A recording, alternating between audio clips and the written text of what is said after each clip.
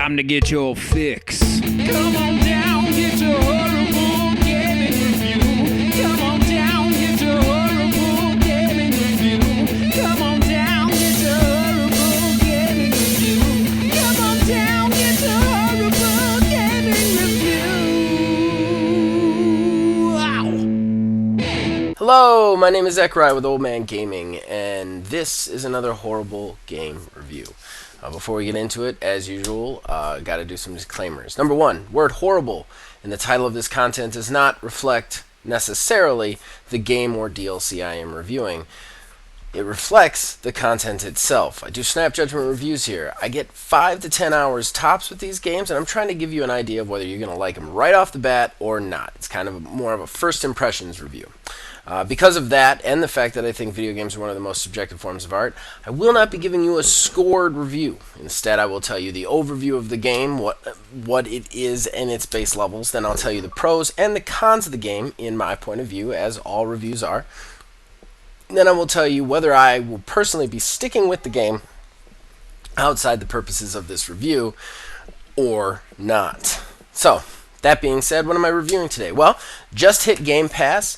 I was just kind of a random, needed a review in place of something, and wanted to give this a try. Dreamscaper.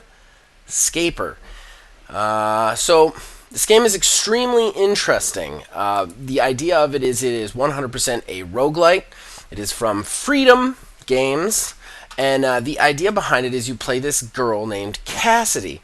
Every night when she goes to sleep, she enters a nightmare that she has to fight her way out of. That's the roguelite aspect. As you progress through the dreams, you fight until you die, basically, going deeper and deeper into these levels. Each dream has its own boss at the end that you have to fight each time. You can skip the boss after you first fight it because, unlike other roguelikes, there aren't random different bosses depending on the end of the stage or not. But as you can skip them, if you do that, you you get rid of any difficulty bonus that you might be getting from rewards. It's just standard roguelite fare from there. Basically, as you proceed through the level, you gain things going through it that help you go through. You get a close combat weapon. You get a ranged weapon that uses your actual lucid special bar. Your lucid special bar actually freezes time for a period of time where you can actually rack up some damage and some combos. Then you have 2 different dream abilities. These are superpowers, anywhere from like a fist that shoots fire to a sonic scream. And then, of course, you also have a plethora of modifiers and abilities that you would pick up in the form of keepsakes. Then you also have a shield and a defensive role action. All of these things are collectible, upgradable, interchangeable. They all have multiple types and special abilities that come with them. You, of course, have abilities and status effects, all of this sort of thing. Close combat attacks have a combo, but when you do combo, you get this kind of bright flash white at a certain time, and if you hit the button right when that happens, you actually do critical damage. You also have a defense break attack, which is usually an uppercut that sends your opponent up, and then you can also parry with that shield if you time it right, knocking the attacks back at the attacker. So the combat system is very deep here, which we will get into later, but there's a lot to it. It's simple to understand, very hard to master, and with the different amounts of combinations and builds going in, it is very interesting. When you're not in the dream, however, you actually take place in the fictional town of Red Haven. Red Haven is occupied by all these people, and then this is one of the more interesting parts of the game. What you'll do is you have a dream journal, which actually allows you to set up a type of build going in. You can go random with your weapons, or you can actually pick certain weapons that you've already found to just start right off the bat with if you like them. Same with the dodges, same with the parries, same with everything else. You also have a crafting station where you can craft items, and then as you play, little sections of the city unlock, which those sections allow you to upgrade your character going in. There's a park bench where you can meditate that actually allows you to up your starting abilities and health. There's a bar where you can daydream. If you do that, you can actually unlock special rooms for when you go back into the dream. And then there's also a place where you can sketch, like a coffee table, and that allows you to sketch up new types of weapons, types of items that allow them to then be added to the list of things that you can find in the dungeon or that you can start with. You can also walk around and collect different recipes for different items that you can gift to these people, because there's a huge social aspect to this that I really enjoyed. Much in the same vein of Hades, but actually slightly superior to it. You can kind of walk around, get to know these people, talk to them, and then hand them gifts. As you increase your relationship with the people of Red Haven, you actually can equip one of their influences. So say Allison is very creative. This allows you to get critical attack bonus in the dream because you kind of take that creativity onto yourself. It's very kind of interesting how they worked in the social aspect. When you talk to them, you can either chit-chat with them, which allows you to understand what gifts they're going to like, or you can give them a gift. You can give them the wrong gift. There's no real negative consequence to this, but I feel like it boosts your relationship with them if you give them gifts they like. Boosting the relationship, of course, adds to the influence bonuses that you get when you jump into the mission. You also get these little cutscenes where you and the other character talk about something around Red Haven. Very interesting and darling, I would say, is this game on that level. And that is this game. Like, in a nutshell, it's rinse repeat from there. You go into the dream, you try and get further, you try and get more stuff, more items, find more things. More you use an item in the dungeon, the more you master it, in which case the more you get better with it to go back in. Plus, using new items is a good idea because once you've found a new item and used it, it then gets added to your dream journal so you can add it to your loadout going into the dream. So yeah, that's the game. Let's get into the pros and cons. Let's get into the positives first. I always like to go positive first, and I like to go with the pros first. All right, my first pro that I like about this game is your build and your prep going in. You know, one thing about the roguelites that I don't always love is there's very little ways to make yourself better just to go in. I think Hades did that really well, that you can actually find ways to actually increase your abilities and make yourself better before you go in so that you can get further, but a lot of roguelikes just rely on your skill each time. The only thing changing is that you can unlock new things that you can find in the dungeon that you're doing that are a little bit better earlier on. With this, it's very different. It's very, very centered around making yourself better and more prepared for that dream going in. I love the fact that I can decide the weapons going in. It takes that random chance out of it. I can decide my starting abilities. I can decide my starting role. And if I want to go random just to find new weapons to master, I get to actually choose between random unmastered or random mastered, meaning I can go random unmastered and get completely new weapons each time so that I can really fill out that list of things I can use.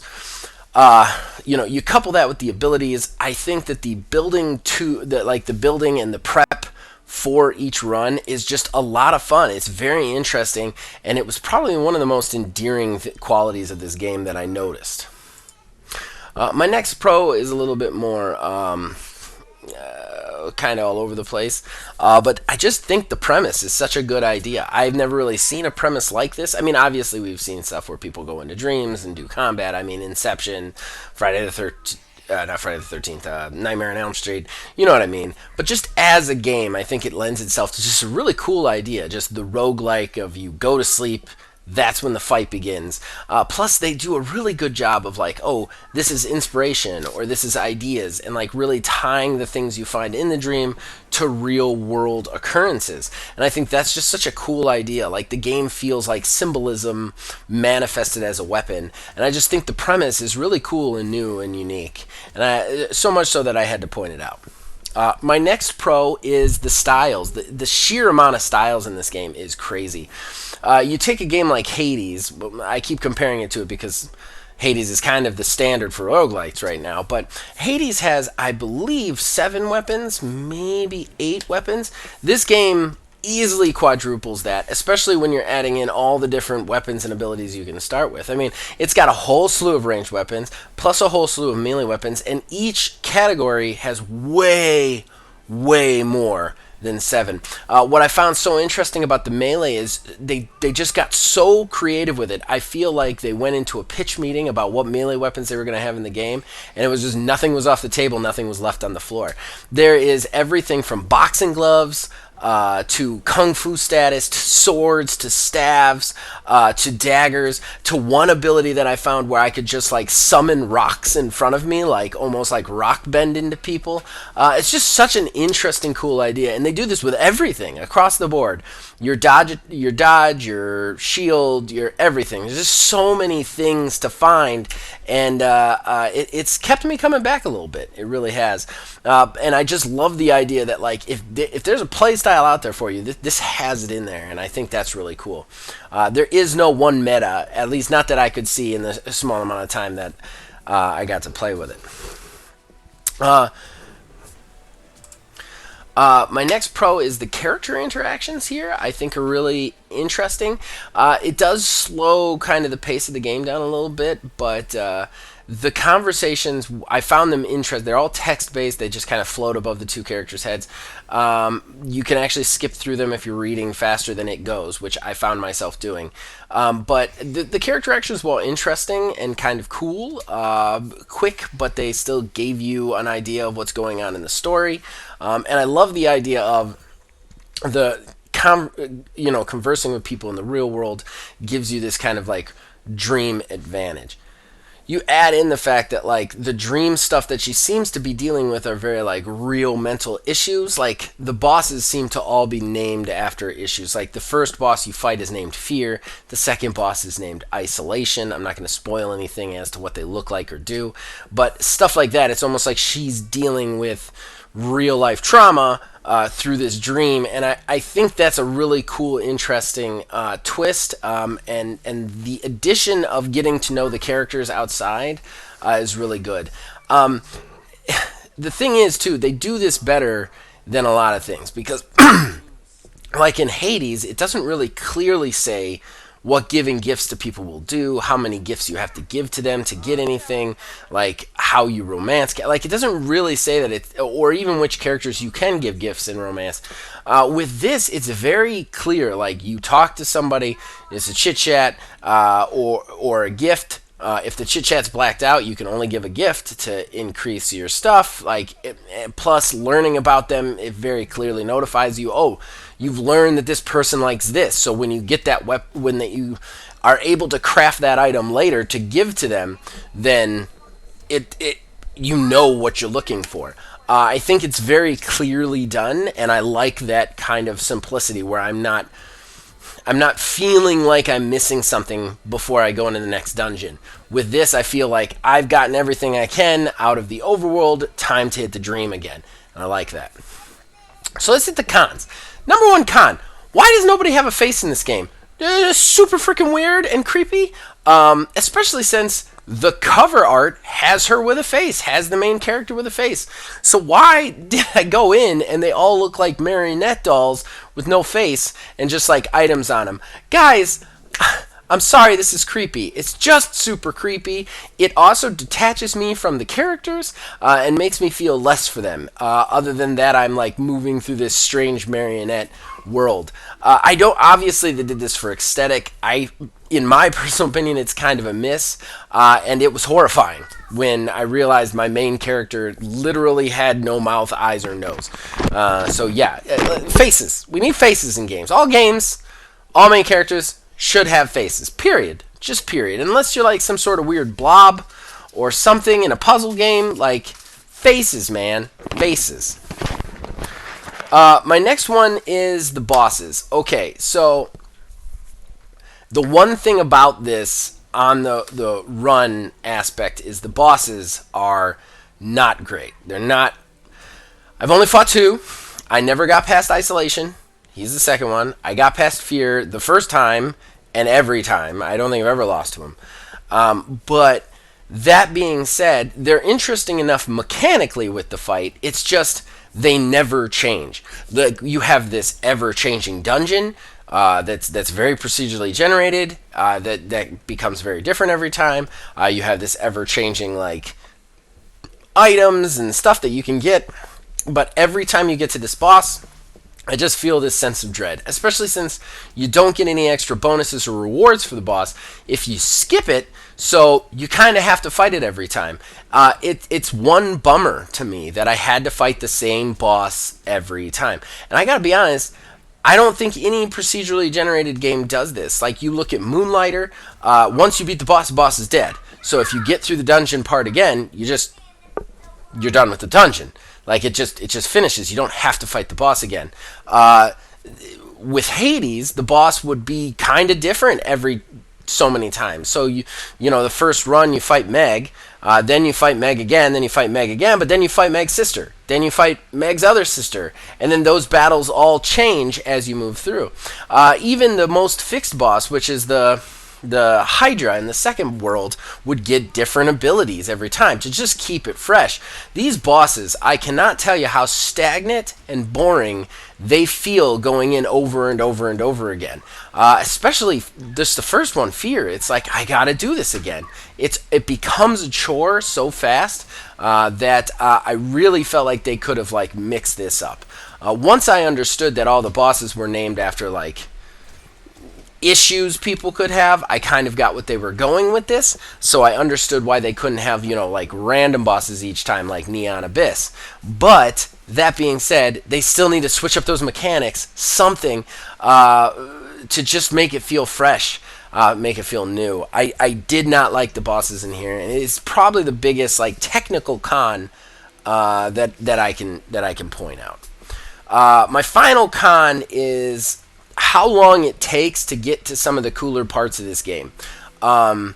So, just to give you guys a heads up, I did, other than the footage you're seeing right now, I also did an hour and a half, I think, of a stream, just to chat with people while I was doing it, on Twitch. So hour and a half I was playing, I did not get to talk to any characters. I did not get to unlock that. That's how long it took to get to the point where I could unlock that character interaction. That's the way this goes. It's a real slow drip, and it relies on that dream run over and over in the beginning. I think that's cool, but at the same time, I think the characters should have been unlocked earlier. Like the character interactions, like talking to the city people. It should have been unlocked earlier, because right in the beginning, okay, well, I can go here, and I can meditate, and I can go here, and I can daydream, okay, and then I gotta go back in the dream. And then over and over and over. It took like 5 or 6 runs before those characters would start to be, because you have to have gifts to give them to the characters. Before my crafting station unlocked so that I could make the gifts to give them to the characters, it took that long. And I'm not going to lie, I had gotten to a point where I was like, this is a little one-noted.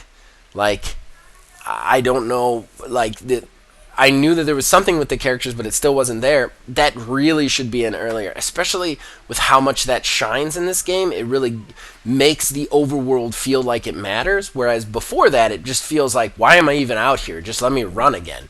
Or give me a status screen to, like, put my stuff where I want it to be put. But yeah, so that should have been earlier. They should have really presented them to you earlier and allowed you to start communicating with them earlier, because that makes the overworld interesting. It makes you want to come back to it, because before that, it's like, I don't even want to leave this part. This is the action fun part. So it brings us to whether or not I'm going to stick with it. Man, this review went way longer than I thought it was going to, but I guess I had a lot to say.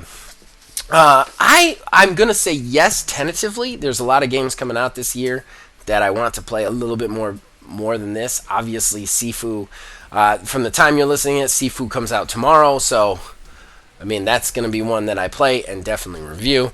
But that being said, I really have felt pulled into this game. This is a game that's definitely demanding my attention a little bit more than I thought it would.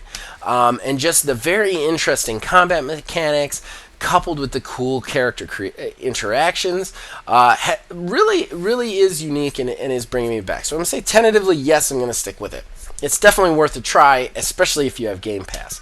But that's the review. I hope this helped you guys. You guys can check out everything we have to offer on the channel. You can also comment below or talk to me on Facebook at OldManGamingDH, on Twitter at OldManGaming9. You can join our Discord. Links in the description below. Influence this and all of our shows from there. I do requests, ladies and gentlemen. We also do some Twitch streaming from time to time, twitch.tv/OldManGamingDH. And then as long as you guys keep watching and listening, we'll keep making them. And next week, I review Sifu. Super excited. See you guys then.